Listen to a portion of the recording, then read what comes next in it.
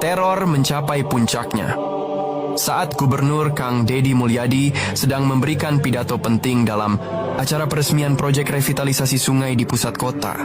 Sebuah serangan besar-besaran yang terkoordinasi terjadi. Bukan hanya ancaman ular, melainkan percobaan pembunuhan yang terang-terangan.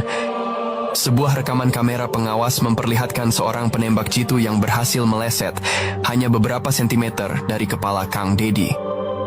Bersamaan dengan itu, tim Gegana berhasil menjinakkan sebuah alat peledak rakitan kecil yang ditemukan berkat informasi intelijen krusial dari Mangkarta.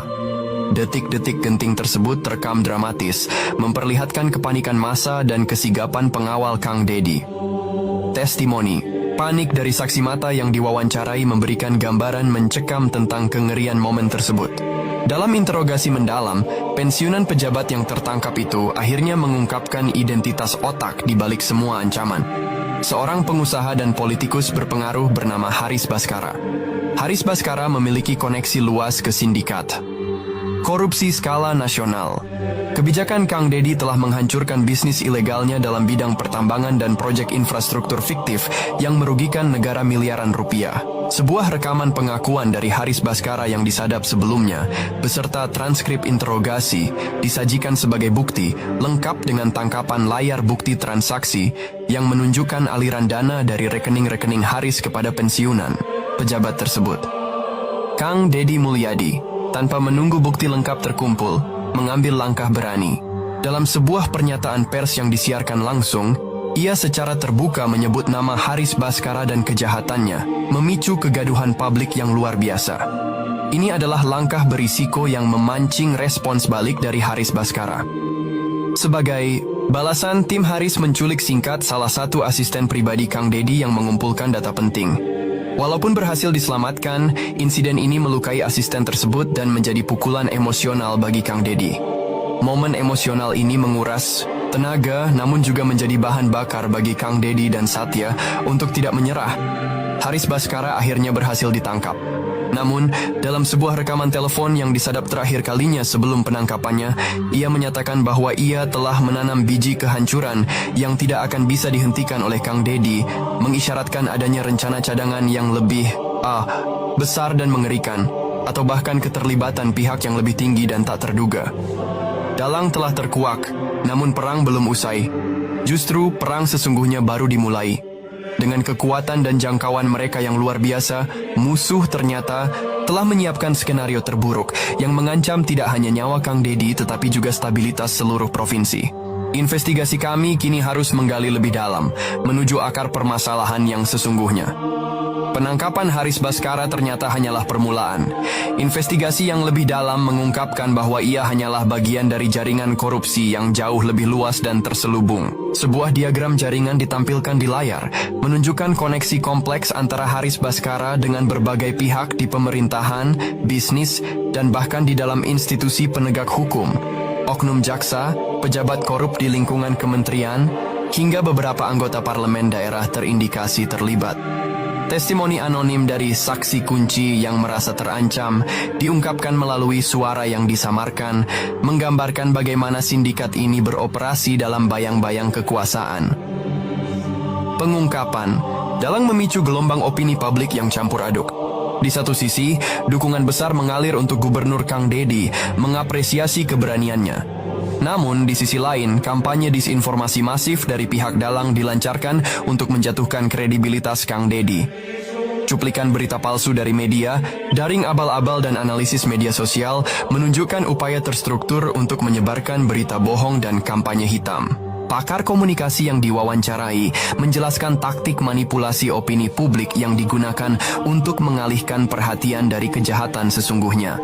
Ini adalah perang reputasi yang menguji ketahanan moral Kang Deddy. Proses hukum terhadap Haris Baskara dan jaringannya dimulai, namun penuh rintangan. Intervensi politik dan ancaman terhadap saksi-saksi kunci mewarnai setiap persidangan. Kompol Satya Dharma dan timnya berjuang keras mengumpulkan bukti tak terbantahkan. Rekaman persidangan fiktif menunjukkan drama di pengadilan dengan kesaksian yang sulit diperoleh dan bukti fisik yang nyaris hilang karena upaya penghilangan barang bukti. Tekanan politik dari pihak-pihak yang terlibat dalam jaringan korupsi berusaha keras untuk menghentikan investigasi. Gubernur Jawa Barat Kang Deddy Mulyadi buka suara soal dugaan ancaman pembenihan dirinya. Wow, apa? Kang Deddy Mulyadi diancam mau dingek sama orang. Siapa dia? Di mana? Udah, jangan kaget. Udah lebaynya. Jadi, Kang Deddy Mulyadi ini diancam akan diengek oleh orang itu melalui kolom komentar YouTube. Heboh ya, padahal cuma di komentar YouTube aja. Kalau seperti itu media juga seharusnya memberitakan saya dong ya. Karena saya mengkritik-kritik pemerintah ini, itu banyak yang ngancem, DM macem-macem ya, terus komentar macem-macem, apalagi saat live, diancem macem-macem, sudah takut. Media beritakan saya lah, jangan Kang Deddy aja. Malah yang mengancam saya itu lebih banyak. Kok saya heran ya, ketika saya mengkritik pemerintah, padahal yang saya lakukan itu sesuatu hal yang wajar. Karena apa? Rakyat itu membutuhkan pemerintah yang baik, pemerintah yang bersih, jujur, ya, tidak korup. Nah, rakyat itu harus protes terhadap kelakuan-kelakuan para pejabat yang nggak baik itu. Tapi kenapa malah saya diserang? Ada ya? Rakyat, masyarakat yang membela koruptor, rakyat yang membela oknum-oknum nakal, rakyat yang membela pejabat-pejabat nggak bener, ada ya? Ya Allah. Udah kayak gini nggak perlu diberitakan, orang cuma di kolom komentar aja, nggak secara langsung. Saya di kolom komentar, di DM, di telepon, di live, semuanya dah. Ya udah ya, jangan. Belakangan ini saya memperhatikan bahwa situasi geopolitik di Jawa Barat terasa sangat panas, pelik, dan penuh dinamika. Selain kompleksnya persoalan yang memang sudah ada, kini muncul berbagai isu baru yang, jujur saja, Masya Allah, cukup mengagetkan. Saya langsung teringat pada satu peristiwa yang sangat serius, yaitu ancaman terhadap Kang Deddy Mulyadi. Ancaman itu dilayangkan lewat media sosial, disebut-sebut akan ada bom, penculikan terhadap anaknya, bahkan pembunuhan. Ini bukan hal kecil. Saya kira masyarakat Jawa Barat harus sama-sama waspada dan kita semua perlu ikut mengawal situasi ini. Saya pribadi memilih mengawal lewat media sosial. Yuk, kita bareng-bareng menjaga ruang publik ini. Kalau memang ada yang tidak sepakat dengan kebijakan KDM, ya silakan saja. Itu bagian dari demokrasi. Tapi tolong, kritiklah dengan argumentasi yang kuat dan berbasis pengetahuan. Karena apa? Karena pengetahuan adalah penopang utama sebuah peradaban. Kalau kita berjalan tanpa pengetahuan, maka peradaban yang kita bangun bukanlah peradaban manusia, tapi bisa jadi seperti peradaban sapi perah atau peradaban bebek. Bebek itu cukup diberi makan dan diarahkan, maka akan ikut begitu saja, tanpa berpikir. Nah, kita ini bukan bebek. Lalu saya mulai berpikir, siapa sebenarnya pihak yang mengancam KDM itu? Apakah ini berasal dari elit yang tidak menyukai KDM? Saya tidak tahu. Saya tidak ingin berspekulasi. Teman-teman silakan berikan pendapat masing-masing. Tapi saya melihat secara keseluruhan bahwa situasi politik di Jawa Barat sedang benar-benar memanas.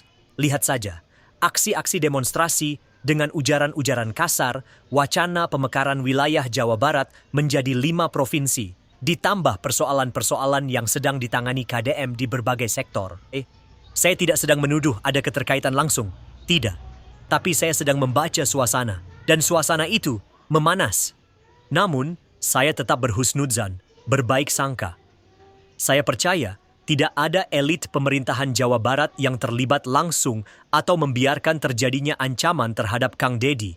Tapi, sebagai bentuk ikhtiar, kita harus bersuara. Kita harus menjaga siapapun yang sedang bekerja untuk rakyat. Bahkan, andai KDM sendiri berseberangan secara gagasan dengan elit tertentu, tetap, ketika elit itu diancam, KDM juga harus berdiri membela. Dan sebaliknya, jika ada elit yang tidak sejalan dengan KDM, tapi mendengar KDM diancam, mereka juga harus melindungi.